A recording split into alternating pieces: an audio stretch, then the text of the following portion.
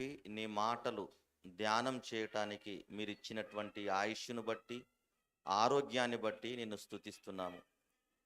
నీ బిడ్డలు సకాలంలో రావలసిన పిల్లలందరినీ తోడుకొని రమ్మని వేడుకుంటున్నాము. ఆసక్తి కలిగి ముందుగా వచ్చినటువంటి నీ బిడ్డలందరినీ దీవించమని వేడుకుంటున్నాము. నీ వాక్యం చేత బలపరచండి, వాక్యంలో ఉండి స్థిరపరచండి.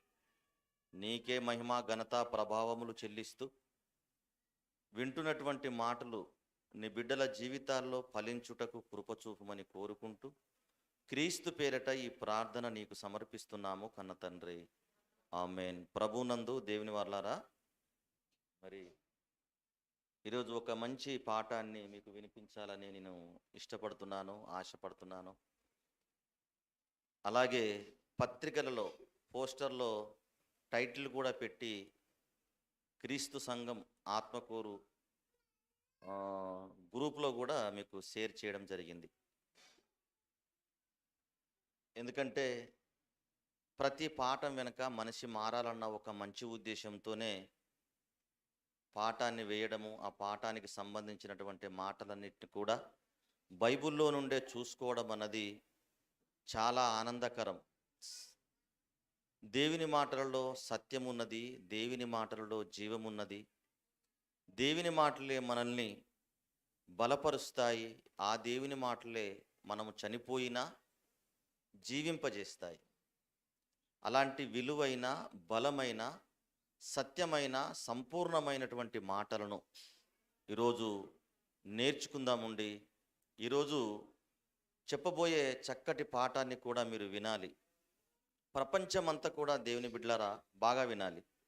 ప్రపంచమంతా కూడా ఐసీలో ఉన్నది. ఎమర్జెన్సీ వార్డ్ అంటారు కదా, ఎమర్జెన్సీ వార్డులో ఉన్నది. ఎమర్జెన్సీ వార్డులో ఉన్నవారు బ్రతకాలి అంటే వైద్యుల అబ్జర్వేషన్లో ఉండాలి, లేదా వైద్యుల పర్యవేక్షణలో ఉండాలి. ఎందుకంటే అది చాలా క్రిటికల్ పొజిషన్ కాబట్టి. వాళ్ళు బ్రతకాలి అంటే చక్కటి వైద్యం అందించాలి. చనిపోయేటువంటి పరిస్థితులు కూడా ఉంటాయి. అలాగే లోకమంతా కూడా ఎమర్జెన్సీలోనే ఉన్నది, ఐసీలోనే ఉన్నది. వాళ్ళు ఎమర్జెన్సీలో ఉన్న వాళ్లకు శారీరకమైనటువంటి రోగాలైతే, లోకంలో ఉన్నటువంటి వీళ్లకు అనగా మనుషులకు ఆత్మకు సంబంధించినటువంటి రోగము. వారికి వైద్యము, ఆ రోగాలకు వెళ్ళాలంటే వైద్యము ఎలాగైతే అవసరమో లోకంలో ఉన్నటువంటి మానవులకు అది హమ్మింగ్ వస్తుంది. ఈశ్వర్, లోకంలో ఉన్నటువంటి వైద్యులు, లోకంలో ఉన్నటువంటి ఈ మనుషులకు వాక్యం అనేటువంటి వైద్యం అందకపోతే కూడా చాలా ప్రమాదం ఉంటుంది అన్న విషయాన్ని మీరు గుర్తుంచుకోవాలి. హాస్పిటల్లో వైద్యాన్ని అందించేది వైద్యులైతే, లోకంలో ఉన్నటువంటి మనుషులకు ఆత్మీయ రోగానికి వైద్యం అందించేది సేవకులు. అక్కడ వైద్యము మందుల రూపంలో, టాబ్లెట్స్ల రూపంలో, ఇంజెక్షన్ల రూపంలో ఉంటే, ఇక్కడి వైద్యము దేవుని మాటల చేత ఉంటుంది. కాబట్టి వైద్యానికి సహకరించిన వాళ్ళు తప్పకుండా బ్రతికి మళ్ళీ బట్ట కట్టే పరిస్థితులు ఉంటాయి. వాక్యానికి సహకరించిన వాళ్ళందరూ కూడా సత్యంలో సాగిపోవడానికి పుష్కలమైనటువంటి అవకాశాలు ఉంటాయి.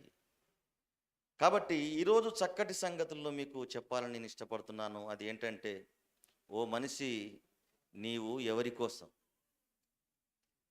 ఓ మనిషి నీవు ఎవరి కోసం? ఎవరి కోసం? మనిషి ఎందుకు పుట్టాడు? ఎందుకోసం బ్రతుకుతున్నాడు? ఎవరి కోసం జీవిస్తున్నాడు? ఎవరి కోసం జీవిస్తున్నాను అని అనుకుంటున్నాడు? పెళ్లి కానటువంటి ఒక అమ్మాయిని, ఒక అబ్బాయిని, ప్రేమికులను మనం అడిగినట్లయితే ఆ అబ్బాయి చెప్పేటువంటి మాట ఎలా ఉంటుందంటే అమ్మాయితో, నిన్ను పొందడానికే నేను పుట్టాను, నిన్ను పెళ్లి చేసుకోవడానికే నేను పుట్టానని మాట్లాడతాడు. అలాగే అమ్మాయి అబ్బాయితో ఏమని మాట్లాడుతుంది? నేను నేను పుట్టింది నీకోసమే, నిన్ను చేసుకోవడానికే, నిన్ను పరిణయం అవ్వడానికి, నిన్ను పరిణయం మారడానికే నేను పుట్టాను, నా బ్రతుకంతా నీకోసమేనని ఒక ప్రియురాలు మాట్లాడుతుంది. అలాగే ఒక తండ్రిని, ఒక తల్లిని అడిగితే వాళ్ళు చెప్పేటువంటి సమాధానం ఏంటి? ఇంకేముంది, 4 రాళ్ళు నా పిల్లల కోసం సంపాదించాలి, వాళ్ళకు పిల్లలకు పెళ్ళిళ్ళు చేయాలి, మా బ్రతుకులు ఇంకెవరి కోసం, మా పిల్లల కోసం కాకుంటే, మా జీవితాలు ఎవరి కోసం, మా పిల్లల కోసం కాకుంటే అని మాట్లాడతారు. పిల్లల్ని అడిగితే, ఏమమ్మా మీరు ఎందుకోసం రా, నువ్వు ఎందుకోసం పెరుగుతున్నావు, ఎందుకోసం పుట్టావంటే, మా నాన్నను మా అమ్మను బాగా చూసుకోవడానికి నేను పుట్టాను. అంతే అండి. పిల్లలు తల్లిదండ్రుల కోసం అని చెప్తారు, తల్లిదండ్రులు పిల్లల కోసం అని చెబుతారు, భార్య భర్త కోసం అని చెబుతాడు, భర్త భార్య కోసం అని చెబుతారు. విద్యను అభ్యసిస్తున్నటువంటి విద్యావంతులను అడిగితే వాళ్ళు ఏమంటారంటే, ఎట్టి పరిస్థితిలో నేను ఐఏఎస్ కొట్టి తీరాలి, అందుకొరకే నేను పుట్టాను, నేను ఐపీఎస్ని కావాలి, ఎంబీబీఎస్ చదివేవాడు డాక్టర్ కావాలని, ఐఏఎస్ చదివేవాడు కలెక్టర్ కావాలని, మరొకవాడు యాక్టర్ కావాలని, ఇలాగో ఎవరిని మనం ప్రశ్నించినా, ఎవరిని ఈ ప్రశ్న వేసినా ఎవరి కోసమో ఒక దాని కోసమని చెబుతూ ఉంటారు. ఉద్యోగం రానివాడు ఉద్యోగం కోసమని, వ్యాపారం చేసేవాడు వ్యాపారం కోసమని, వ్యవసాయం చేసుకునేవాడు వ్యవసాయం కోసమని, రాజకీయవేత్తని అడిగితే నా జీవిత కాలం అంతయు, నా దేహంలో ప్రాణం ఉన్నంత వరకు ప్రజల కోసమే నేను పుట్టాను, ప్రజల సేవ చేస్తూ చనిపోతాను, అందుకొరకే దేవుడు నన్ను పుట్టించాడు అని మాట్లాడుతూ ఉంటారు. నిజమేనమ్మా అవన్నీ? ఏమండి? కానీ దేవుడు నిన్ను నన్ను ఈ లోకంలో బ్రతుకుతున్నటువంటి ఏ మానవాళినైనా మనుషుల కోసమో, ఉద్యోగాల కోసమో, పిల్లల కోసమో, తల్లిదండ్రుల కోసమో, డాక్టర్లు అవ్వడానికో, యాక్టర్లు అవ్వడానికో, ఏమండి వ్యాపారం చేసుకోవడానికో మనుషులను దేవుడు పుట్టించలేదు. మరి ఎందుకోసం పుట్టించావు తండ్రి ఈ 750 కోట్ల మందిని? ఈ ఆరిన నేల మీద ఎన్నో దేశాలున్నాయి కదా, ఈ దేశాలలో ఎంతో జనాభా ఉన్నది కదా, ఈ 750 కోట్ల మందిగా పిలువబడుతున్నటువంటి ఈ మానవాళిని మరి ఎందుకోసం పుట్టించావయ్యా అని అడిగితే ఆయన కరెక్ట్గా చెప్తాడండి. ఎందుకంటే మనుషుల్ని ఎందుకు పుట్టించాడో, ఈ ప్రకృతిని ఎందుకు పుట్టించాడో, మనుషులు ఎవరి కోసమో ఆయన మాత్రమే పర్ఫెక్ట్గా చెప్పగలడు. ఆయన ఏం చెబుతున్నాడో ఒక్కసారి మనం చూసినట్లయితే, ఎపిసీలకు రాసిన పత్రిక, ఓ మనిషి నీవెవరి కోసమంటే, ఓ మనిషి నువ్వు ఎందుకు బ్రతుకుతున్నావంటే, ఓ మనిషి నీ పుట్టుక వెనకాల పరమార్థం ఏంటంటే, నువ్వు ఎందుకొరకు పుట్టావయ్యా అని అంటే, లోకంలో ఎవరిని అడిగినా సరి అయినటువంటి సమాధానం రాదు, కానీ దేవుణ్ణి అడిగితే పర్ఫెక్ట్గా చెప్తాడు.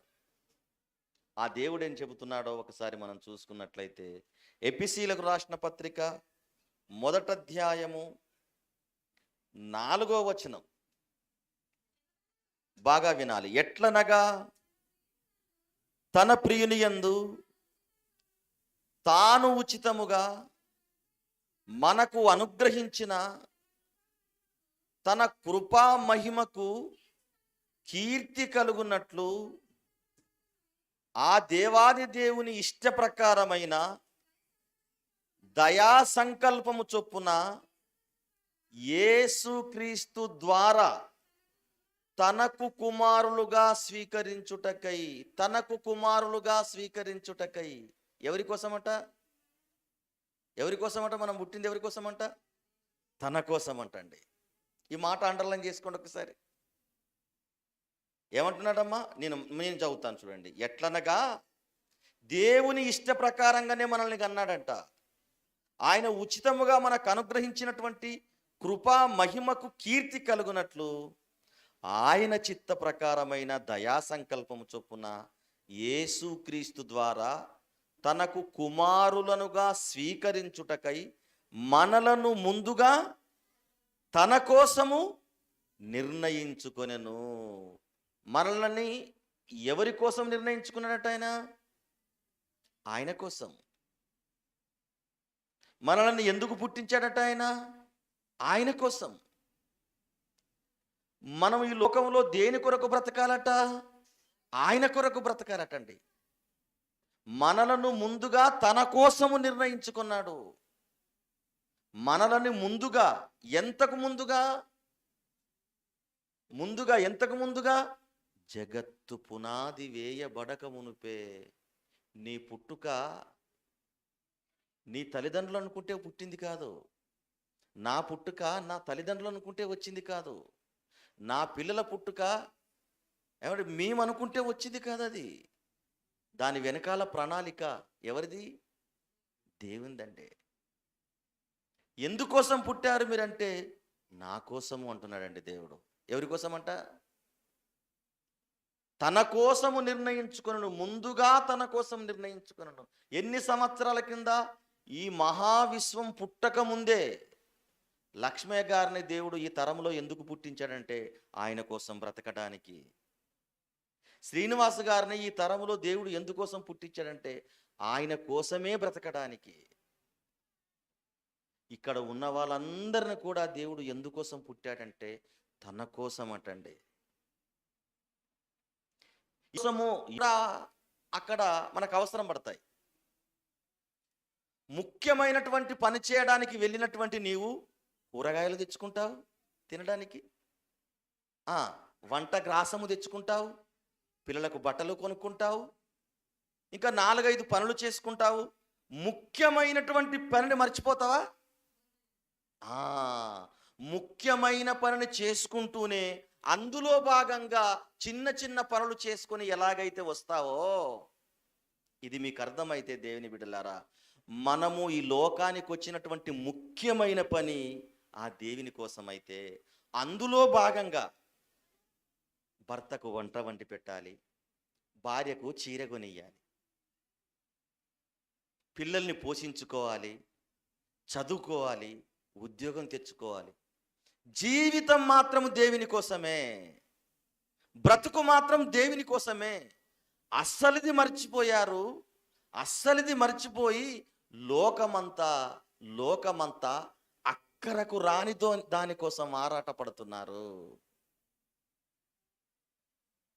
అవసరము లేని దాని గురించి ఆశపడుతున్నారు. ఇదే జీవితం అనుకుంటున్నారు, ఇదే శాశ్వతం అనుకుంటున్నారు. ఇది కొంతవరకు మాత్రమే ఉపయోగపడేటివి. వింటున్నామ్మా?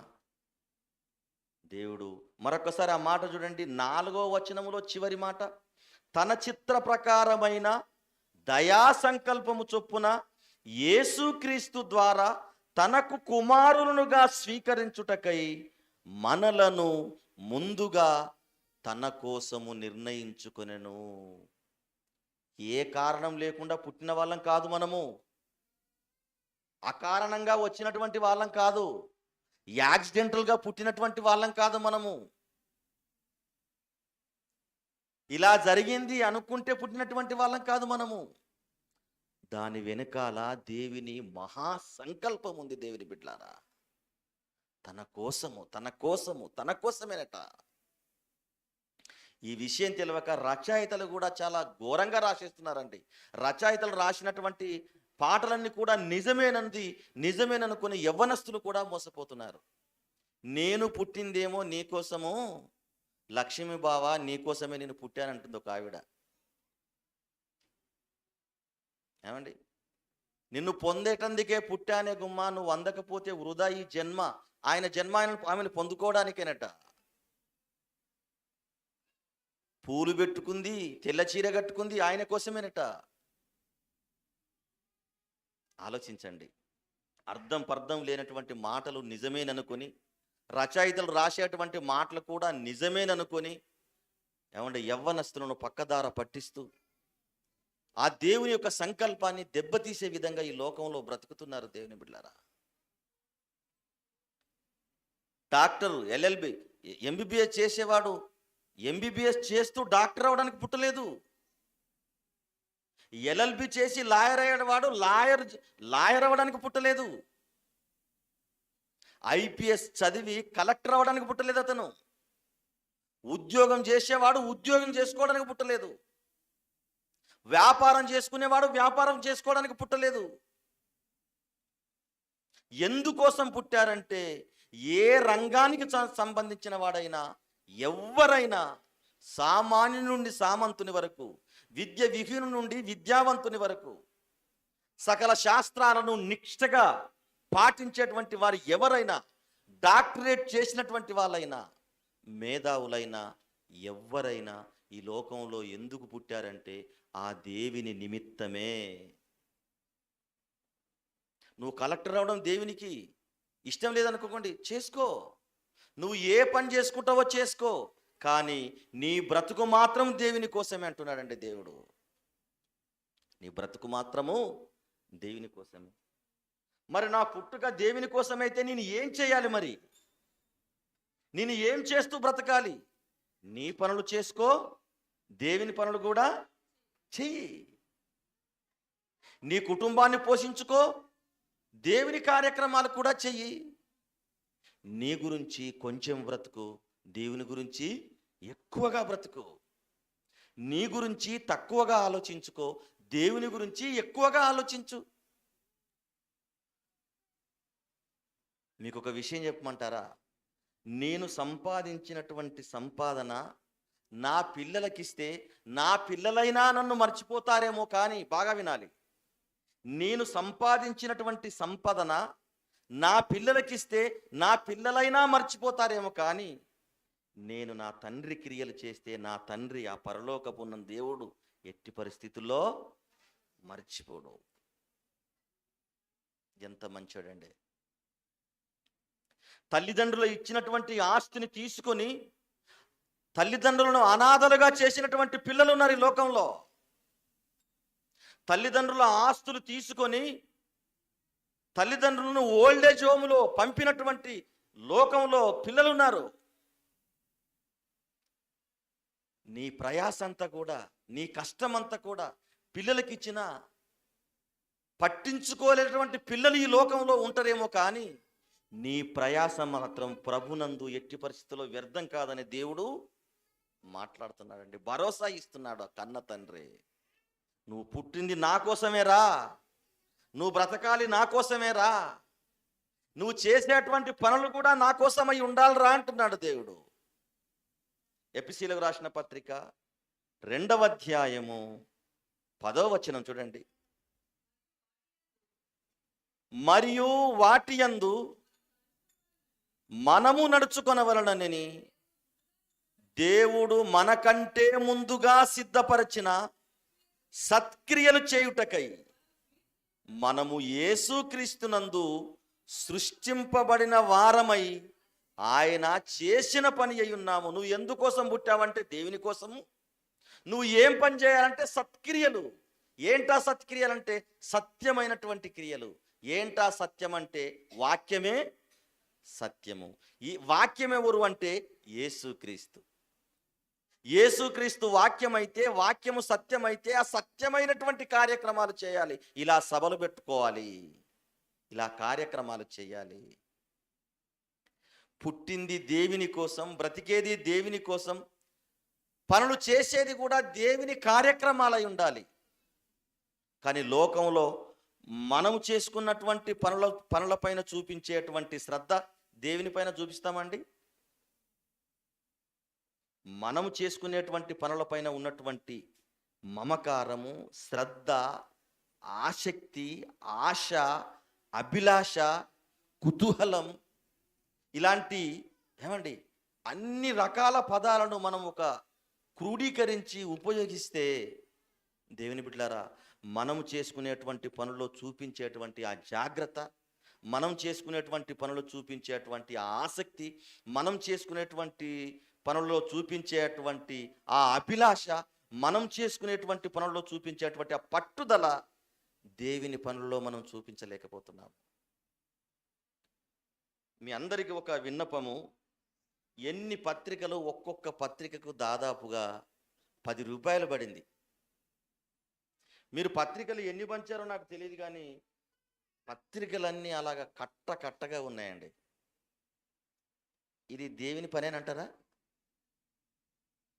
ఈ పాంప్లెట్ని తయారు చేయడానికి ఈశ్వర్ కాలేపాలకు 1 రోజు పట్టింది. దీని వెనకాల మీ కష్టం కూడా ఉన్నది, ఈ పత్రికలు ప్రింట్ అవ్వడానికి. మరి ఆసక్తి ఏదండి? ఉదయాన్నే 6 గంటలకు పొలానికి వెళ్ళాలంటే వెళ్తారు, రాత్రి వరకు అక్కడనే ఉండాలంటే ఉంటారు. ఇదేమన్నా మీరు చేసుకునేటువంటి పనులు మిమ్మల్ని పరలోకానికి చేరుస్తున్నాయంటే అస్సలు చేర్చవు. సత్క్రియలు చేస్తేనే కానీ ఆ పరలోకానికి వెళ్ళరని బైబిల్ గ్రంథం ఘోషిస్తుంది. నీ పుట్టుక వెనకాల పరమార్థం నా కోసం, నువ్వు చేసేటువంటి పనులు నావై ఉండాలని చెప్పాడు. రైట్, మన పనులు మనం చేసుకోమని చెప్పాడు దేవుడు. ఎవడైనను తన కుటుంబాన్ని పోషించలేని వాడు విశ్వాస త్యాగం చేసిన వాడై ఉండి అవిశ్వాసి కన్నా చెడ్డవాడై ఉండని చెప్పాడు. మన కుటుంబాన్ని పోషించుకుంటూనే, మన కుటుంబానికి కావలసినటువంటి పనులు చేసుకుంటూనే, మన కుటుంబానికి కావలసినటువంటి వనరులన్నింటినీ సమకూర్చుకుంటూనే మరి దేవుని కార్యక్రమాలను కూడా ఇష్టంతో చేయాలి కదా. ఎవరో చెప్పరు మనకు, ఎవరో మనల్ని మార్చరు. మార్చే వాళ్ళు మంచి మాటలు చెప్పినప్పుడు మనం మారిపోవాలి. బంగారం ఎక్కడికి వెళ్తే శుద్ధి అవుతుంది? కంసాలి దగ్గరికి వెళ్ళినప్పుడే శుద్ధి అవుతుంది. కర్ర ఎవరి దగ్గరికి వెళ్తే అందంగా అమర్చబడుతుంది? వడ్రంగి వారి దగ్గరికి వెళ్తేనే మంచిగా అందంగా మార్చబడుతుంది. అలాగే ఒక మంచి సేవకుని దగ్గరికి వచ్చినటువంటి ఒక విశ్వాసి సంపూర్ణ సిద్ధి పొందుకోవాలంటే, సంపూర్ణమైనటువంటి దైవ మనస్సు రావాలి అంటే దేవుని బిడ్డలారా, ఇదిగో ఇలాంటి మాటలు విని గ్రహించి మార్పు చెందాలి. ఇక ప్రపంచంలో ఈ మాటలు కూడా మనం మారకపోతే ఏ మాటలకు మారం. ఇక లోకపు మాటల మనల్ని అపవిత్రంలోకి తీసుకెళ్తాయి కానీ పవిత్రతలోకి తీసుకెళ్ళేవి. లోకంలో వచ్చేటువంటి సినిమాల మనల్ని పాపంలోకి నెడతాయి కానీ పరిశుద్ధంగా తీర్చిదిద్దవు. లోకంలో ఉన్నటువంటి వ్యాపారాల మనల్ని సుస్థిరం చేయవు, అస్థిరతపరుస్తాయి. మనిషిని మార్చేటువంటి బలమైనటువంటి, గొడ్డలి కంటే పదునైనటువంటి, ఖడ్గము కంటే ఏంటి షార్ప్గా ఉన్నటువంటి మాటలు బైబిల్ గ్రంథంలో ఉన్నటువంటి మాటలే. యెహోవా పనిని అశ్రద్ధగా చేయువాడు శాపగ్రస్తుడైన ఉంటది బైబిల్ గ్రంథంలో.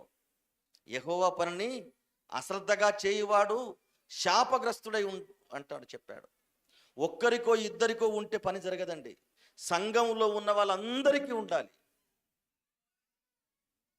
మిమ్మల్ని మెప్పించేటువంటి బోధలు మేము చేయము, మా ప్రభువుని మెప్పించేటువంటి బోధలే చేస్తాము. మిమ్మల్ని నరకానికి తీసుకెళ్లేటువంటి బోధలు చేయము, మిమ్మల్ని పరలోకానికి తీసుకెళ్లేటువంటి బోధలే చేస్తాము. మీకు నచ్చినటువంటి బోధలు చేయము, దేవుడు మెచ్చేటువంటి బోధలే చేస్తాము.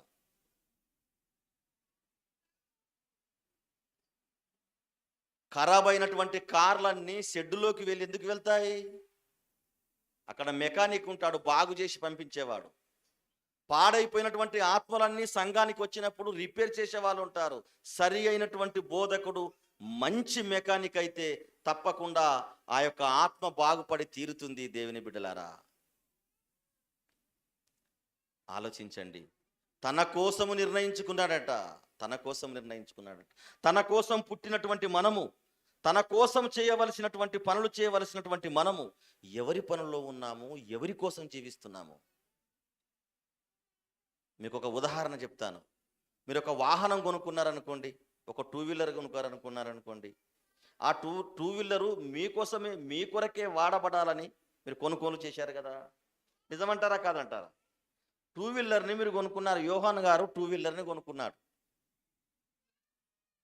ఆయన కోసమే కొనుక్కున్నాడు. అది ఎవరి కోసం వాడబడాలి? యోహాన్ గారి కోసం వాడబడితేనే అది న్యాయం జరిగినట్లు. కొనుక్కున్నది యోహాన్ గారే, యోహాను గారే బండి తీసుకున్నాడు ఆయన కోసం ఉపయోగపడాలని. కానీ యోహాను గారు కాకుండా అది ఎవరెవరో వాడుతుంటే,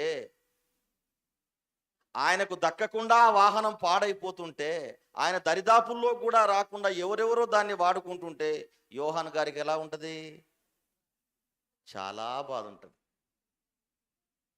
ఆయన డబ్బులను కేటాయించి తన కొరకు వాడబడడానికి తెచ్చుకున్నటువంటి వాహనం ఎవరెవరో వాడుకుంటుంటే ఆయన ఎంత బాధపడిపోతాడో.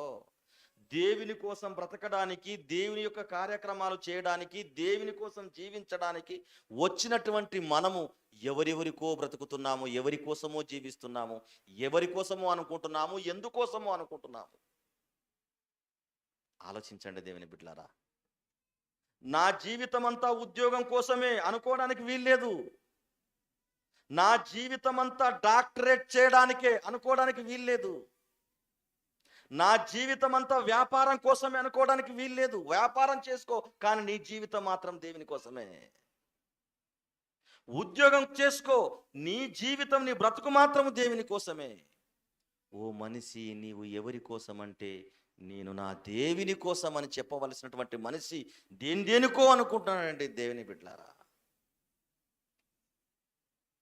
ఒక భక్తుడు, బైబిల్ గ్రంథంలో ఒక భక్తుని మనం చూసుకున్నట్లయితే, యెషయా అనేటువంటి భక్తుడు ఒక ఆయన ఉంటాడు. లోకమంతా చెడిపోతుంది. ప్రపంచమంతా ఎమర్జెన్సీలో ఉన్నది. చాలా ఆనందంగా ఉన్నాము, ఆహ్లాదంగా ఉన్నాము. వాళ్ళకు తెలియకుండానే రోగం వాళ్ళను పాడు చేస్తుంది, పీడిస్తుంది దేవుని బిడ్డలారా. అదే మనస్సుకు పట్టినటువంటి రోగము, ఆత్మకు పట్టినటువంటి రోగము. లోకమంతా రోగగ్రస్తులై ఉన్నారు.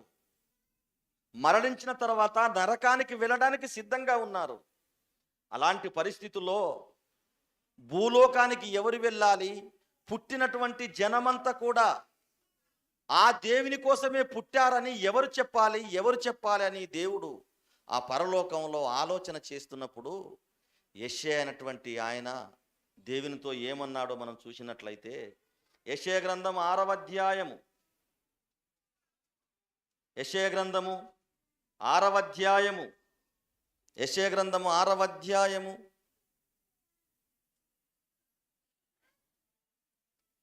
9వ వచనం చూడండి. ఆయన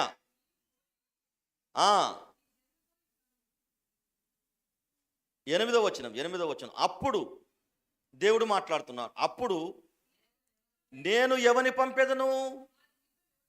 పరలోకంలో దేవుడు మాట్లాడుతున్నాడు. మనమంతా కూడా ఎక్కడి నుండి వచ్చిన వాళ్ళము? పరలోకం నుండి వచ్చినటువంటి వాళ్ళమే.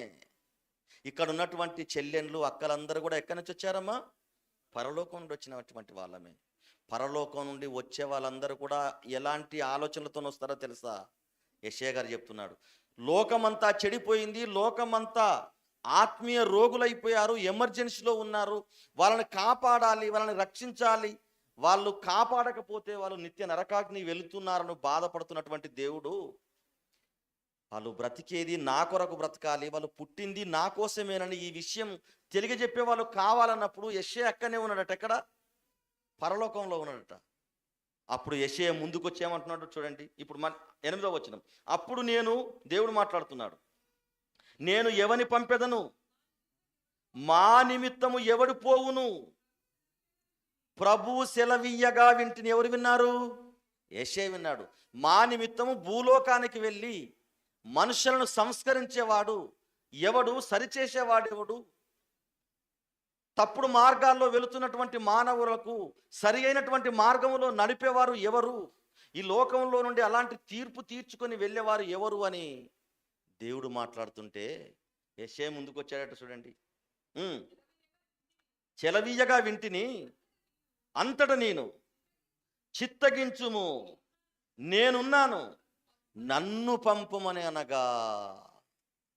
దేవుడికి పరలోకంలో ఎప్పటికీ బాధనేనండి. కుటుంబంలో ఉన్న పిల్లలందరూ కూడా చెడిపోతుంటే, పాడైపోతుంటే తల్లిదండ్రులకు ఎంత బాధ ఉంటుందమ్మా? అంతే కదా. అనగనగా ఒక రాజు, అనగనగా ఒక రాణి. రాజు గుణము గొప్పది, రాణి గుణము చాలా మిన్న ఎక్కువ. కానీ వాళ్ళకు పుట్టినటువంటి కొడుకులు ఎలాంటి వాళ్ళట? సుంటలట అండి, దరిద్రులట. ఒకడు విద్య విహీనుడట, తల్లిదండ్రుల దీపాన్ని ఆర్పివేసేటొకడట. అలాంటి వారి విషయంలో ఆ రాజుకి ఎలాంటి బాధ ఉంటుంది? అలాగే పరలోకం నుండి భూలోకానికి వచ్చినటువంటి మనుషులందరూ మూర్ఖులైపోతుంటే ఆ పరలోకం అందున్నటువంటి దేవుడు బాధపడిపోతున్నాడట. దేవుని బిడ్డలారా, ఈ పిల్లలందరూ పాడైపోతున్నారు కదా, భూలోకంలో ఉన్నటువంటి పిల్లలందరూ పాడైపోతున్నారు. ఎవరెవరికో బ్రతకనుకుంటున్నారు, ఆ జన్మ ఎవరెవరికో ఊహించుకుంటున్నారు, పుట్టిన పరమార్థాన్ని మర్చిపోయారు. నా కోసం బ్రతకవలసినటువంటి మనుషులు ఎవరికో బ్రతుకుతున్నారు. మీరు మీకోసం కాదురా, దేవుని కోసం. మీ బ్రతుకు మీకోసం కాదు, ఆ దేవుని కోసం. మీరు పుట్టింది మీకోసం కాదు, ఆ దేవుని కోసం అని చెప్పేవాడు ఎవడున్నాడు? ఎవరు వెళ్తారన్నప్పుడు నేనున్నాను ప్రభు అని ముందుకొచ్చాడటండి. ఎవరు? యెషయా గారు. నేనున్నానయ్యా, నన్ను పంపు. సాధ్యమంత వరకు ప్రయత్నం చేస్తాను, కష్టపడతాను, గొంతు చించుకుంటాను, బలపరుస్తాను, ఉజ్జీవింపజేపుతాను, రేపుతాను, కష్టపడతాను, సరి అయినటువంటి మార్గంలో నడిపించడానికి నా వంతు నేను ప్రయత్నం చేస్తాను. విన్నారా? సరే, లేకపోతే కావలసినటువంటి శిక్ష వారికి వేయనాయన. నీ గురించి నేను వెళుతాను అని చెప్పినప్పుడు వెళ్ళు అని చెప్పాడటండి. వచ్చాడు మహానుభావుడు. ఎవరు? యెషయా ఈ లోకానికి వచ్చాడు. యెషయా ఈ లోకానికి వచ్చి ఆ ప్రజలకు కావలసినటువంటి సేవ చేశాడు. ఆ ప్రజలకు కావలసినటువంటి మాటలను వినిపించాడు. ఎంతో ప్రయత్నం చేశాడు. ఈ యెషయా రాజుల కుటుంబంలో పుట్టినా నేను చెయ్యాల్సింది రాజరికం కాదు, నా ప్రజలకు సేవ. నేను పుట్టింది రాజుగా ఉండడానికి కాదు. యెషయా అనట ఆయన, ఈ భక్తుడు, ఈ సేవకుడు, ఈ ప్రవక్త, ఆయన పుట్టింది రాజండి. యూదా గోత్రంలో పుట్టినటువంటి వాడు. యూదా గోత్రంలో పుట్టినటువంటి వారు ఎవరైనా రాజులుగా ఉండాలి. కానీ రాజుగా ఉండవలసినటువంటి యెషయా ఏమైపోయాడు? సేవకునిగా మారాడు. ఎందుకయ్యా? ఎంత లగ్జరీ జీవితం, ఎంత మంచి స్థితి, సకల సౌకర్యాలు కలిగినటువంటి భవంతి.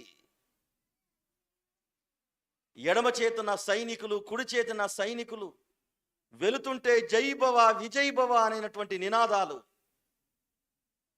ఎన్ని ఆనందాలు, ఎన్ని సంతోషాలు, ఎన్ని సన్మానాలు. ఇంత గొప్ప జీవితాన్ని వదులుకొని రాజుగా ఉండవలసినటువంటి నీవు సేవకుడిగా రావడానికి గల కారణం ఏంటి అని అంటే ఆయన ఏమంటున్నాడంటే, నాకు పుట్టుక పరమార్థం నాకు తెలుసు, నా బ్రతికేందో నాకు తెలుసు. నేను దేవునికి మాట ఇచ్చి వచ్చాను, రాజుగా ఉండడానికి కాదు. రాజులు సైతం పుట్టింది దేవుని కోసమే చెప్పడానికి. లోకములో ఎలాంటి పరిస్థితుల్లో ఎక్కడ జీవించే వాళ్ళైనా ఆ దేవుని కోసమే పుట్టామని చెప్పడానికి నేను ఈ లోకానికి వచ్చాను. నాకు రాజు అవసరం లేదు, సేవ చేసేటువంటి గుణం అవసరం.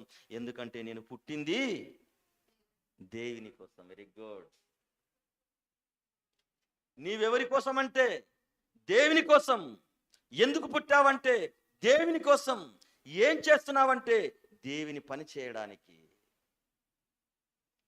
పుట్టాడండి యెషయా గారు. ఎంత ప్రయత్నాలు, ఎన్ని పనులు చేశాడండి. యూదులందరి కూడా ఏమండి సత్యములో నడిపించాడు. పిల్లలు పుట్టారు, ఒక కుమారుడు, ఒక కుమార్తె పుట్టింది. పిల్లల్ని దేవుని కోసం ప్రతిష్ఠించాడు. వివాహం చేసుకున్న తర్వాత భార్యకి ఏం చెప్పాడో తెలుసా? నీవు నా కోసమో, నేను నీ కోసమో, పిల్లల కోసమో కాదు, మనం దేవుని కోసం. పిల్లలు దేవుని కోసమే, నువ్వు దేవుని కోసమే, నేను దేవుని కోసమే. వాళ్ళ కుటుంబం అంతా దేవుని కోసం జీవించారండి. దేవుని బిడ్డలారా, దేవుని కార్యక్రమాలు చేసుట్లో, దేవుని గురించి జీవింపజేసుట్లో, దేవుని పనులు చేసుట్లో ఎదురిగినటువంటి సమస్యల ద్వారా రంపముతో కోయబడ్డాడు ఆయన. రంపముతో కోయబడి చంపబడ్డాడు. దేవుని బిడ్డలారా, చాలా గొప్ప భక్తుడు. నేనున్నాను ప్రభువా అని ఆయన వచ్చాడు. మరి మనం ఎలా వచ్చాము? ఊరకనే రాలే. మనము కూడా దేవునికి మాట ఇచ్చే వచ్చాము. మనము కూడా దేవునికి మాట ఇవ్వకుండా ఈ లోకానికి ఎవ్వరు రారు. అందరూ కారణ జన్ములే. కారణం లేకుండా ఎవ్వరు కూడా పుట్టలేదు. లోకానికి తెలిసింది ఏంటంటే కొందరినే కారణ జన్ములుగా గుర్తించారు. ఒక సర్దార్ వల్లభాయ్ పటేల్ కారణ జన్ముడు, ఒక ఇందిరాగాంధీ కారణ జన్మురాలు, ఒక మహాత్మా గాంధీ కారణ జన్ముడు, ఒక సుభాష్ చంద్రబోస్ కారణ జన్ముడు, ఒక భగత్ సింగ్ కారణ జన్ముడు, డాక్టర్ బిఆర్ అంబేద్కర్ ఒక కారణ జన్ముడు. మరి మిగిలిన వాళ్ళు కారణ జన్ములు కారా? అకారణంగా పుట్టారా? ఏ కారణం లేదా? వాళ్ళు మాత్రమే కారణ జన్ములా? ఏమండి, కారణ జన్ముడు అంటే ప్రభు కోసం బ్రతికినవాడు. కారణ జన్ముడు అంటే ప్రభు కోసం పుట్టినవాడు. కారణ జన్ముడు అంటే ప్రభు కోసమే బ్రతికినవాడు. కారణ జన్ముడు అంటే ప్రభు కోసం పనులు చేస్తూ జీవించేవాడు. ఆ కారణంతోనే వచ్చాడు ప్రతి ఒక్క మనిషి. ఇప్పుడు మనం చూసుకున్నాం కదా, ఏం చూసుకున్నాం మనము తన కోసము నిర్ణయించుకున్నాడు. అందరము కారణ జన్ములమే. ఆ కారణాన్ని మర్చిపోయామండి దేవుని బిడ్డలారా. వచ్చినటువంటి కారణాన్ని మర్చిపోయాము, ఇచ్చినటువంటి మాటను మర్చిపోయాము దేవుని కోసం. ఇది నటనాలయంగా నటనాలు అనుకోవడం లేదు, నటనమే ఈ లోకం అనుకోవడం లేదు. ఆలోచించండి, ఎప్పుడు పోతామో తెలియదు. ఏమండి, ఎన్ని కష్టాలు, ఎన్ని నష్టాలు, ఎన్ని బాధలు, ఎన్ని వేదనలు, ఎన్ని హింసలు. అసలు మనిషిగా బ్రతుకుతున్నాడా? సంతోషం ఉందా మనిషి జీవితంలో? ఆనందం ఉందా? ఎప్పుడు వెళ్తామో తెలియదు, ఎప్పుడు చస్తామో కూడా తెలియదు. అలాంటి పరిస్థితుల్లో ఇంకా దేవుని గురించి ఆలోచించకుండా బ్రతుకుతున్నామంటే మన జన్మకు అర్థం లేదు, మన బ్రతుకుకు అర్థం లేదు దేవుని బిడ్డలారా. మహాభక్తుడైనటువంటి పౌలు గారు మాట్లాడుతున్నటువంటి మాటను మనం చూసుకున్నట్లయితే మొదటి కొరింథీయులకు రాసిన పత్రిక 6వ అధ్యాయము 13వ వచనం, జాగ్రత్తగా వినండి. 6వ అధ్యాయము 13వ వచనం, భోజన పదార్థములు కడుపు భోజన పదార్థములకును నియమింపబడి ఉన్నవి. దేవుడు వాటిని నాశనము చేసే రోజు ఒకటి ఉంది. మనుషులు దేనికోసం బ్రతుకుతున్నారట?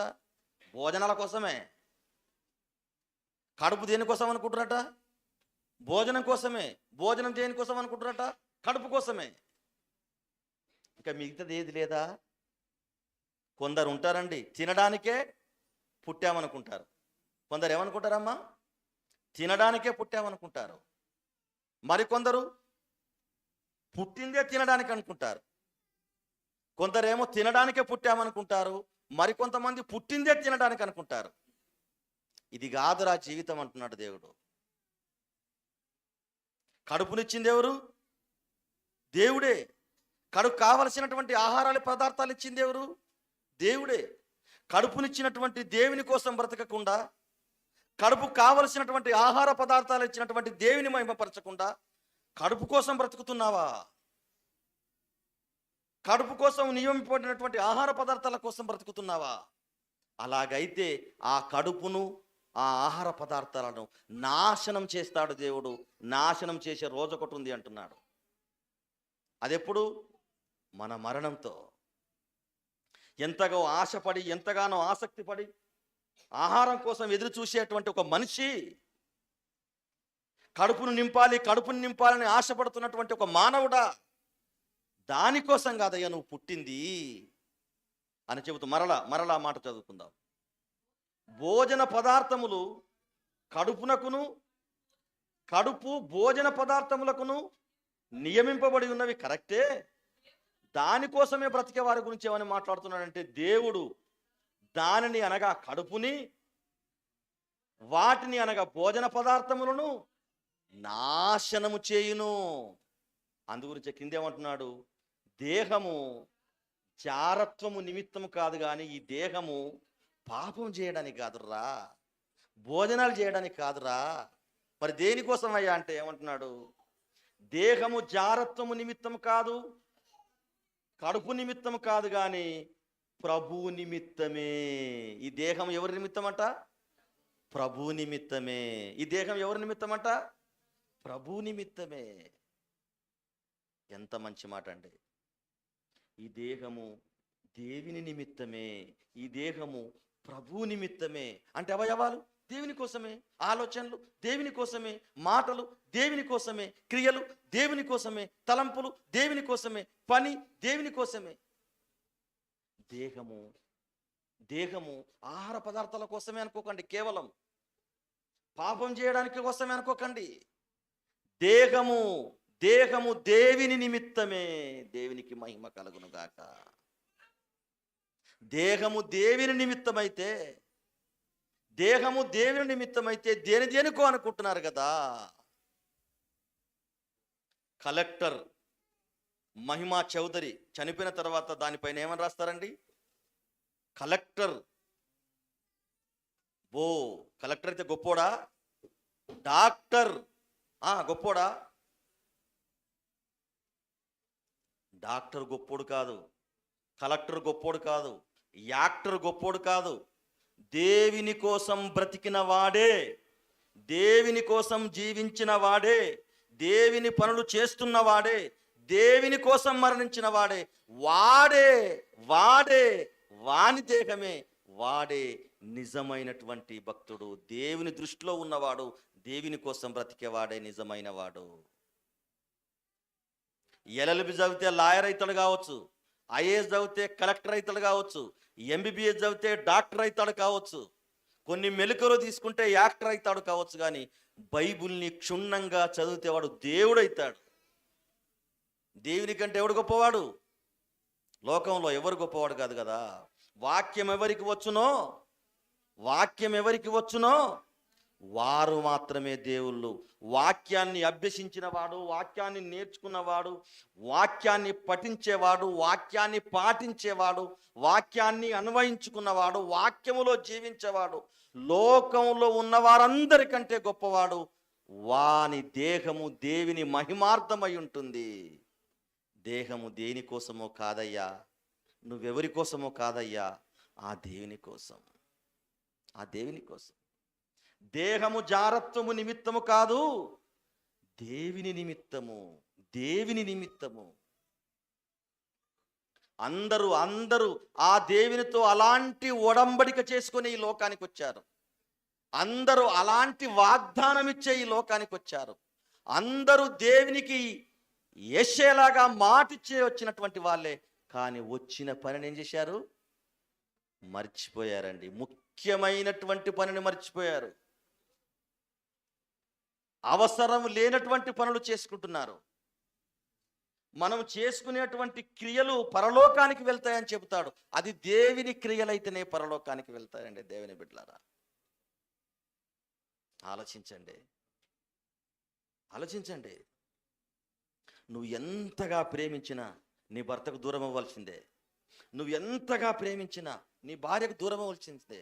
నువ్వు ఎంతగా ప్రేమించినా నీ పిల్లలకు దూరం అవ్వాల్సిందే. నువ్వు ఎంతగా ప్రేమించినా నువ్వు తల్లిదండ్రులకు దూరం అవ్వాల్సిందే. ఏమండి, నువ్వు దూరం కాకుండా ఉండేది ఒకే ఒక్కరు. ఎవరు వాళ్ళు? దేవుడండి.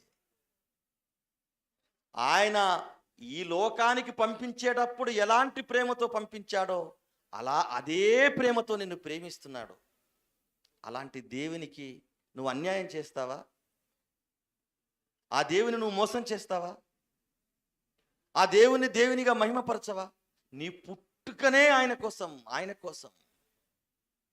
మనం ఒక ఇల్లు కట్టుకుంటాము, ఎన్నో లక్షల రూపాయలు పెట్టి ఇల్లు కట్టుకుంటాము. ఎందుకు? అది మన కోసం వాడబడాలి. చలి నుండి, వర్షం నుండి, ఎండ నుండి కాపాడబడడానికి. నువ్వు ఉండాల్సినటువంటి ఇల్లు, నీ కోసం వాడబడినటువంటి ఇల్లు, నీ కోసమే నియమించుకుంటున్నటువంటి ఇల్లు, నీ కోసమే కేటాయించుకున్నటువంటి ఇల్లు, నువ్వు ఉండవలసినటువంటి ఇల్లు, నీ కోసం వాడబడవలసినటువంటి ఇల్లు. ఎవరో వచ్చి నిన్ను తరిమేసి వేరే వారు కబ్జా చేసుకుని ఆ ఇంట్లో ఉంటుంటే, ఇల్లు నా కోసం వాడబడాలని ఆశపడి కట్టుకున్నటువంటి ఆ యజమానికి ఎంత బాధ ఉంటుందా? ఉండదమ్మా? ఎంతో ప్రయాసపడి ఇల్లు కట్టుకున్నాను, అందులో ఉండాలనుకున్నాను, బస చేయాలనుకున్నాను, అందులో తలదాచుకోవాలనుకున్నాను, విశ్రాంతి తీసుకోవాలనుకున్నాను, ఎండ నుండి, వర్షం నుండి, చలి నుండి రక్షించుకోవాలనుకున్నాను. కానీ నా కోసం వాడబడవలసినటువంటి ఇల్లు వేరే వాళ్ళు అనుభవిస్తున్నారు, ఎంతవరకు న్యాయమని ఆ యజమాని ఎంత బాధపడిపోతాడో. ఆయన కోసము, ఆయన కోసమే నియమించుకున్నటువంటి, ఆయన కోసమే బ్రతకడానికి, ఆయన కోసమే జీవించడానికి వచ్చినటువంటి ఈ దేహాన్ని ఎవరెవరో వాడుకుంటూ ఉంటే, ఎవరెవరికో అనుకుంటూ ఉంటే ఆయన ఏమైపోవాలండి దేవుని బిడ్డలారా? మనం సంపాదించుకున్నటువంటి సంపదను మనమే అనుభవించాలి. మనం ఇల్లు కట్టుకున్నాము, మనమే అనుభవించాలి. మనం కొనుగోలు చేసినటువంటి వాహనం మన కొరకే వాడబడాలి.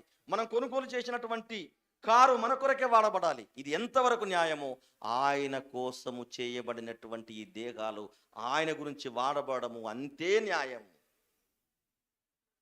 దేవుని గురించి ధ్యానం చేయడం, దేవుని గురించి ఆలోచించడం, దేవుని గురించి బ్రతకడం మనుషులు మర్చిపోయారండి దేవుని బిడ్డలారా. మనుషులు మర్చిపోయారండి. ఒరేయ్ కొడుకా, నేను ఎందుకొరకు బ్రతుకుతున్నాను అనుకున్నావు? ఇంకా ఈ ముసలమ్మ నేను వృద్ధాప్యం వచ్చిన తర్వాత కూడా ఇంకా ఎందుకొరకు బ్రతుకుతున్నావు అనుకున్నావు? నీకోసమే రా అంటుంది ఒక తల్లి, నీకోసమే రా అంటున్నాడు ఒక తండ్రి. ఏమండి, వాళ్ళు అనడానికి కూడా అర్థం ఉంది, చెప్పేవాళ్ళు లేరు కాబట్టి. చెప్పేవారు లేరండి దేవుని బిడ్డలారా. మనము దేవుని కోసమే పుట్టాము. అందుగురించే యేసుక్రీస్తు మాట్లాడినటువంటి మాటను మనం చూసుకున్నట్లయితే హెబ్రీలకు రాసిన పత్రిక 10వ అధ్యాయము, హెబ్రీలకు రాసిన పత్రిక 10వ అధ్యాయము 6-7 పూర్ణ హోమములను యేసుక్రీస్తు వారు మాట్లాడుతున్నాడమ్మా, జాగ్రత్త వినండి. పూర్ణ హోమములను, పాప పరిహారార్థ బలులను నీకిష్టమైనవి కావు తండ్రి. అప్పుడు నేను గ్రంథపు చుట్టలో నన్ను గూర్చి వ్రాయబడిన ప్రకారము దేవా నీ చిత్తము నెరవేర్చడానికే ఈ లోకానికి వచ్చానని మాట్లాడుతున్నాడు. ఎవరు మాట్లాడుతున్నారు ఈ మాట? యేసుక్రీస్తు మహానుభావుడు. ఆయన ఎందుకు పుట్టాడో, ఎవరి కోసం పుట్టాడో ఆయనకు బాగా తెలుసు. ఏమండి, నేను భార్యను చేసుకుంటే ఆ దేవుని నేను మర్చిపోతానేమో అని పెళ్లి చేసుకోలేదండి పాపం ఆయన. పౌలు ఎందుకు చేసుకోలేదనుకున్నారు? నేను పెళ్లి చేసుకుంటే భార్య మీద ప్రేమతో నా తండ్రిని మర్చిపోతానేమో అనుకుని ఆయన కూడా పెళ్లి చేసుకోలేదు. అలాగని మనం పెళ్లి చేసుకోకూడదు అనేదేం లేదు, చేసుకోవాలి. కానీ తండ్రి కంటే, ఆ పరలోకపు కన్న తండ్రి కంటే నీ భర్త గొప్పవాడు కాదు. ఆ పరలోకపు తండ్రి కంటే నీ భార్య గొప్పది కాదు. ఆ పరలోకపు తండ్రి కంటే నీ పిల్లలు గొప్పవాళ్ళు కాదు. ఆ పరలోకపు తండ్రి కంటే నీ వ్యాపారం గొప్పది కాదు. ఆ పరలోకపు కన్న తండ్రి కంటే నువ్వు చేసేది ఏది గొప్ప కాదు. ఆయన ఏమంటున్నాడు? తండ్రి, పూర్ణ హోమములను, పాప పరిహారార్థ బలులను నీకు ఇష్టమైనవి కావు. నా గురించి భూలోకంలో ఎలా బ్రతకాలి, ఎలా జీవించాలి, ఎందుకోసం పుట్టాను నువ్వు రాసుకున్నావు కదా నీ గ్రంథములో. నన్ను గూర్చి వ్రాయబడిన ప్రకారము దేవా నీ చిత్తము నెరవేర్చడానికే ఇదిగో వచ్చాను. ఎవరి చిత్తం నెరవేర్చడానికి? మరియమ్మ చిత్తం నెరవేర్చడానికి కాదు ఆయన వచ్చింది. యోసేపు చిత్తం నెరవేర్చడానికి కాదు ఆయన పుట్టింది. 4 తమ్ముళ్ళు ఉన్నారు కదా, 4 తమ్ముళ్లను సాధడానికి కాదు ఆయన పుట్టింది. అక్క చెల్లెలు కూడా ఉన్నారు కదా ఆయనకు. చెల్లెల వాళ్ళ యొక్క బాగోగులు చూసుకోవడానికి నేను పుట్టలేదంటున్నాడు. మరి ఎందుకోసం పుట్టావయ్యా? నువ్వు పెద్దవాడివి కదా, తండ్రిని చూసుకునేటువంటి బాధ్యత నీదే, తల్లిని చూసుకునేటువంటి బాధ్యత కూడా నీదే. నీ తర్వాత 4 తమ్ములు పుట్టారు, వాళ్ళని కూడా చూసుకునేటువంటి బాధ్యత నీదే. ఆ తర్వాత కూడా నీకు చెల్లెలు పుట్టారు, వాళ్ళకు పెళ్లిళ్ళు చేసినటువంటి బాధ్యత నీదే. నువ్వు పెద్దోడివి అని అందరూ అంటుంటే ఆయన ఏమంటున్నాడు? ఇక గ్రంథపు చుట్టలో వాటన్నిటి గురించి నా ప్రభు రాసుకోలేదు నా తండ్రి. మరేం రాసుకున్నాడు? తండ్రి, బలియు అర్పణయు నువ్వు కోరలేదు గాని నాకు ఒక శరీరం ఇచ్చావు ఈ లోకంలో. పూర్ణ హోమములను, పాప పరిహారార్థ బలులు నీకు ఇష్టమైనవి కావు. గ్రంథపు చుట్టలో నన్ను గూర్చి వ్రాయబడిన ప్రకారము దేవా నీ చిత్తము నెరవేర్చడానికి ఈ లోకానికి నేను బా ఆయన చిత్తం నెరవేర్చడానికి ఈ లోకానికి వచ్చాను. నువ్వు చావమన్నావా? చస్తాను. తినకుండా ఉండమంటావా? ఉంటాను. ప్రాంతాలకెళ్ళి వాక్యాన్ని ప్రకటించమంటావా? ప్రకటిస్తాను. అందరి కోసం సిలువలో ప్రాణం పెట్టమంటావా? పెడతాను. కఠినతరమైనటువంటి మేకులతో అరికాలలో దించుతారా? దించమంటావా? దించుకుంటాను. రక్తాన్ని కార్చమంటావా? కారుస్తాను. బలియాగమైపోమ్మంటావా? పోతాను. ఎందుకంటే నేను పుట్టింది నీకోసమే, నేను చచ్చేది నీకోసమే, నేను చేసే పని నీదై ఉండాలి, నా మాటలు నీవై ఉండాలి తండ్రి. ఇవన్నీ వింటుంటే ఇది సాధ్యమేనా అన్న తలంపులు కూడా మీకు రావచ్చు. కృషి ఉంటే మనుషులు ఏమవుతారట? కృషి ఉంటేనే ఋషులైపోతే వాక్యం ఉంటే కారా అవుతారండి. పట్టుదలతో ఉంటే ఏదైనా సాధ్యమే. పవిత్రంగా బ్రతకడం ఇష్టపడితే ఏదైనా సాధ్యమే. బ్రతికి చూడండి, ఒకసారి ప్రయత్నం చేసి చూడండి. ఎందుకు సక్సెస్ గారో చూస్తాను. వాళ్ళకేదో శరీరాలు రక్తమాంసం కలిగినటువంటి శరీరాలు కాదనుకోకండి. వాళ్ళకు ప్రత్యేకమైనటువంటి హావభావాలు కలిగినటువంటి వాళ్ళు అనుకోకండి. వాళ్ళది రక్తమాంసము కలిగినటువంటి శరీరాలే, మనది కూడా రక్తమాంసము కలిగినటువంటి శరీరాలే. వాళ్ళు ఈ లోకంలోనే జీవించురు, మనం కూడా ఈ లోకంలోనే జీవించినము. వాళ్ళు తండ్రి సంకల్పం ప్రకారంగానే పుట్టారు, మనం కూడా తండ్రి సంకల్పంలో పుట్టాము. వాళ్ళు జీవితాలను దేవుని కోసం సమర్పించుకొని బ్రతికారు, మనము కూడా జీవితాలను దేవుని కోసం సమర్పించుకొని బ్రతకాలి. మీకు ఒక విషయం చెబుతాను. నా బిడ్డ నన్ను బాధపరుస్తుందేమో కానీ నా తండ్రి నన్ను బాధపరచడు. నా భార్య నన్ను బాధపరుస్తుందేమో కానీ నా తండ్రి నన్ను బాధపరచడు. నా భార్యను నేను బాధపరుస్తానేమో కానీ నా భార్యను మాత్రం నా తండ్రి బాధపరచడు. మిమ్మల్ని మీ భర్తలు గాయపరుస్తారేమో కానీ ఆ దేవుడు గాయపరచడు. మిమ్మల్ని మీ భార్యలు గాయపరుస్తారేమో కానీ ఆ దేవుడు గాయపరచడు. ఈ లోకంలో ఎవరైనా మిమ్మల్ని మోసం చేస్తారేమో కానీ ఆ ప్రభు మాత్రం మోసం చేయడు. అలాంటి వారి కోసం బ్రతకకుండా బ్రతికేనా?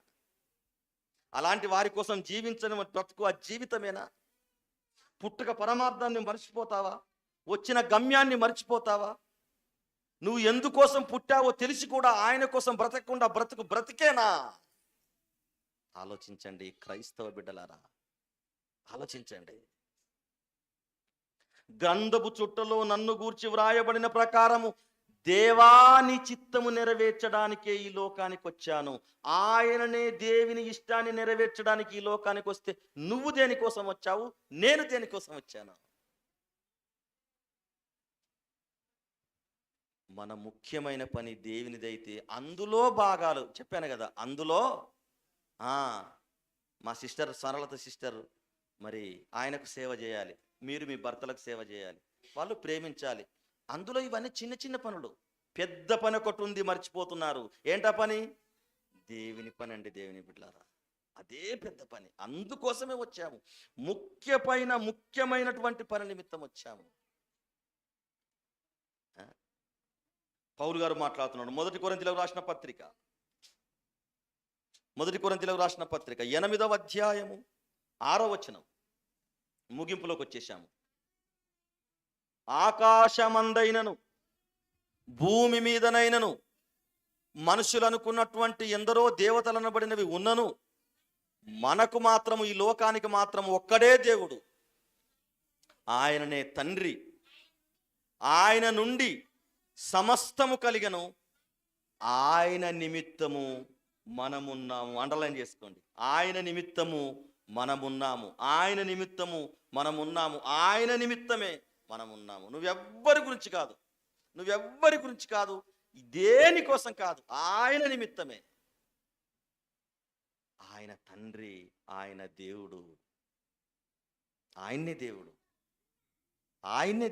ఆయన నిమిత్తమే మనం ఉన్నామంటున్నాడు. చూడండి పౌలు గారు. ఈయన ఎంత గొప్పవాడో తెలుసా? ఎంత ఖ్యాతి గడించిన వాడో తెలుసా? ఎంత పేరు ప్రతిష్టలు పొందుకున్నటువంటి వాడో తెలుసా? ఏమంటే ధర్మశాస్త్రాన్ని చదువుట్లో అభ్యసించుట్లో దిట్ట. ఆ యెరూషలేం ప్రాంతంలో ఆయనకున్నటువంటి పేరు ప్రతిష్టలు చాలా గొప్పవి.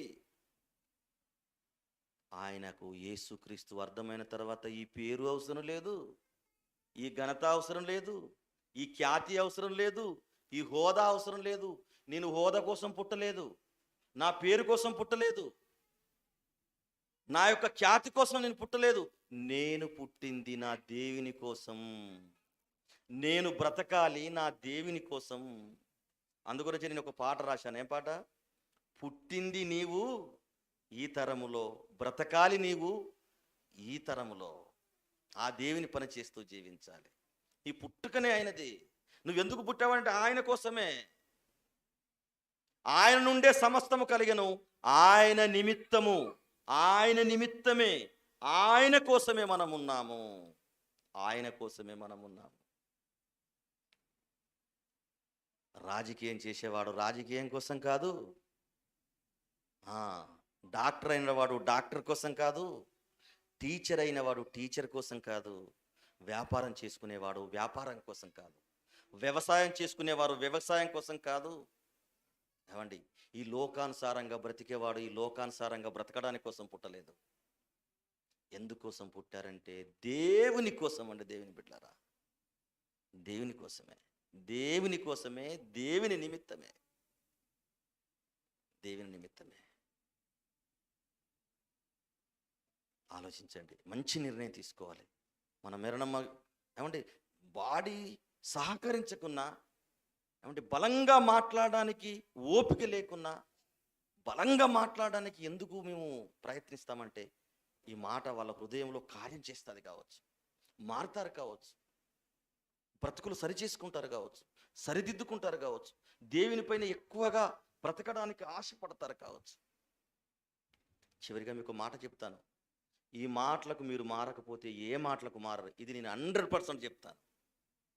ఈ మాటలకు మీరు మారకపోతే ప్రపంచంలో ఏ మాటలకు కూడా మారరు, ఏ మాటలకు కూడా మారరు.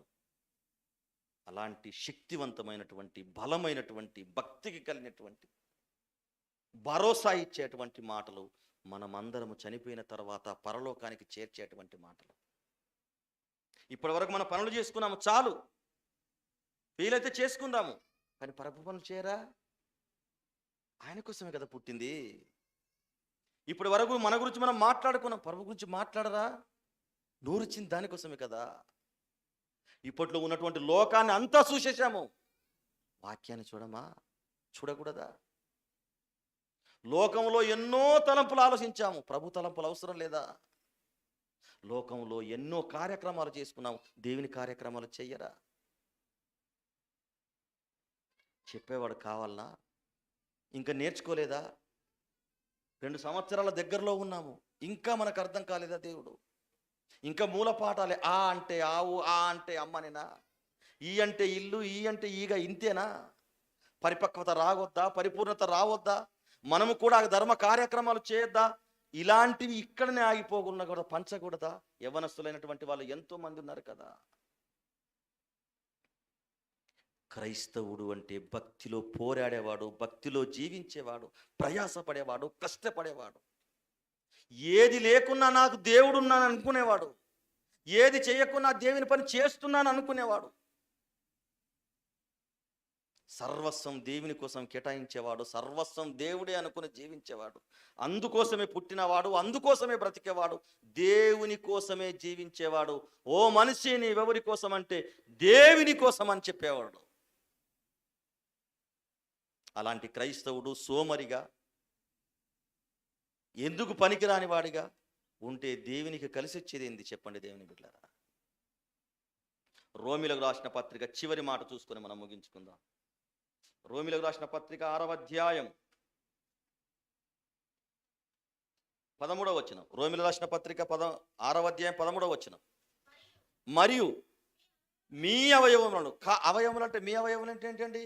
కళ్ళు కావచ్చు, పెదాలు కావచ్చు, నాలుక కావచ్చు, చేతులు కావచ్చు, కాళ్ళు కావచ్చు, మానవ దేహంలో ఉన్నటువంటి కనబడే అవయవాలు కావచ్చు, కనబడనటువంటి అవయవాలు కావచ్చు, మీ అవయవములను ఇప్పుడు మీకు అర్థమైంది కదా, మీరు ఎందుకు పుట్టారో అన్నది అర్థమైంది కదా, ఎందుకొరకు బ్రతకాలనో అర్థమైంది కదా, ఎందుకొరకు జీవించాలనో అర్థమైంది కదా, ఏం పనులు చేయాలో మీకు అర్థమైంది కదా. ఆ మీ అవయవములను దుర్నీతి సాధనములుగా పాపానికి ఇయ్యకండయ్యా దయచేసి. మీకు అర్థమైపోయింది కదా, ఈ చేతులతో ఎందుకు పాపం చేస్తారు, ఈ కాళ్ళతో పాపం చేయడానికి ఎందుకు వెళ్తారు, ఎందుకు ఈ నోటితో బూతులు మాట్లాడతారు, ఎందుకు చెడును చూస్తారు, ఎందుకు చెడు తలంపులు. ఇక వద్దు, ఇక వద్దు, ఈ జీవితానికి ఇవి చాలు, ఈ జీవితానికి ఇది చాలు. నీ బ్రతికెందో నీకు అర్థమైంది, నీ యొక్క జీవితం ఏందో అర్థమైంది. నువ్వు మీ అవయవములను దుర్నీతి సాధనములుగా దయచేసి పాపానికి అప్పగించకండి ఇక నుంచి. మరి ఏం చేయాలి ప్రభువా, పాపానికి అప్పగించకపోతే ఏం చేయాలి ప్రభు అంటే, ప్రభు ఏమంటున్నారు చూడండి. అయితే మృతులలో నుండి సజీవులమనుకొని మీ అవయవములను మిమ్ముల్ని మీరే దేవునికి అప్పగించుకొనుడి. మీ అవయవములను నీతికి సాధనాలుగా దేవునికి అప్పగించండి ప్లీజ్ అంటూ మాట్లాడుతున్నాడు. ఎవరిదాకా తెలియక చేశారయ్యా, మీ బ్రతికెందో మీకు తెలియదు, మీరు ఎందుకొరకు పుట్టారో తెలియదు, మీ పుట్టుక పరమార్థం అర్థం కాలేదు, ఎందుకు బ్రతకాలి, ఎందుకొరకు జీవించాలి అర్థం కాదు. మీ అవయవములను ఇప్పటి వరకు అనీతి సాధనములుగా మీరు వాడుకున్నారు. కానీ మృతులలో నుండి మీరు బాప్తిసం తీసుకున్నారు కదా, జీవంలోకి వచ్చారు కదా, దేవునికి అప్పగించండి, దేవునికి అప్పగించండి. ఈ అవయవాలను ఏం చేయాలట, దేవునికి అప్పగించండి. మీ అవయవములతో మీ అవయవములను నీతికి సాధనములుగా మార్చుకోండి. చేతులుంటే దేవుని పనులు చేద్దాం, కాళ్ళుంటే దేవుని పనులు చేయడానికి వెళదాం, నోరుంటే దేవుని పాటలు పాడదాం, దేవుని గురించి మాట్లాడదాం. ఏమండి, తలంపులుంటే దేవుని తలంపులతో బ్రతికేవాడు ఇక నుంచి తన కోసం బ్రతకకుండా ఆ దేవుని కోసం బ్రతకండి. బ్రతికేవాడు ఉద్యోగాల కోసమే బ్రతకకుండా ఆ దేవుని కోసం బ్రతకండి. బ్రతికేవారు పిల్లల కోసమే బ్రతకకుండా ఆ ప్రభు కోసం బ్రతకండి. ఇది మీ జీవితాలకు హితమవుతుంది. మీరు మరణించిన తర్వాత ఆ పరలోకానికి చేర్చడానికి ఆస్కారం అవుతుంది. చక్కటి అవకాశం మీరు పొందుకున్న వాళ్ళైతారు. చేశారా? దేవుని కార్యక్రమాలు చేశారా? మీ కార్యక్రమాలు ఎక్కువగా ఉన్నాయా? మీ జీవితంలో దేవుని కార్యక్రమాలు ఎక్కువగా ఉన్నాయా? ఎలా ప్రశ్నిస్తున్నాం మనము? అసలు దేవుని కార్యక్రమాలు మన జీవితాల్లో ఉన్నాయా? లేవు కదండి. కొన్ని చేసి కొన్ని చేయకపోతే ప్రశ్నించవచ్చు. అసలు మన జీవితాల్లో దేవుని కార్యక్రమాలు లేవు. ఏమండి, భక్తులలో వాళ్ళ కోసం చేసుకున్నటువంటి పనులు చాలా తక్కువ, దేవుని కోసం చేసినటువంటి పనులు చాలా ఎక్కువ. వారి కోసం బ్రతికినటువంటి జీవితాలు తక్కువ, దేవుని కోసం బ్రతికినటువంటి జీవితాలు ఎక్కువ. వాళ్ళ గురించి ఆలోచించుకున్నటువంటి ఆలోచనలు చాలా తక్కువ, దేవుని గురించి ఆలోచించినటువంటి ఆలోచనలు చాలా ఎక్కువ. ఇది క్రైస్తవులకు కావలసినటువంటి చక్కటి మాటలు. బ్రతకండి, అనేక మందిని బ్రతికించండి, మీరు జీవించండి, అనేక మందిని జీవింపజేయండి. మీ చేతులతో సత్క్రియలు చేయండి. 10,000 రూపాయలు వస్తున్నాయంటే అర్ధరాత్రి అడవిలోనైనా ఉండడానికి ఇష్టపడతాము. ప్రభు పనులు చేయడానికి వెలుగున్న ఆ వెలుగులో పని చేయలేకపోతాం. కాబట్టి మీరెవరి కోసం అమ్మా? మీరెవరి కోసం? మీరెవరి కోసం చెప్పండి? మీరెవరి కోసం?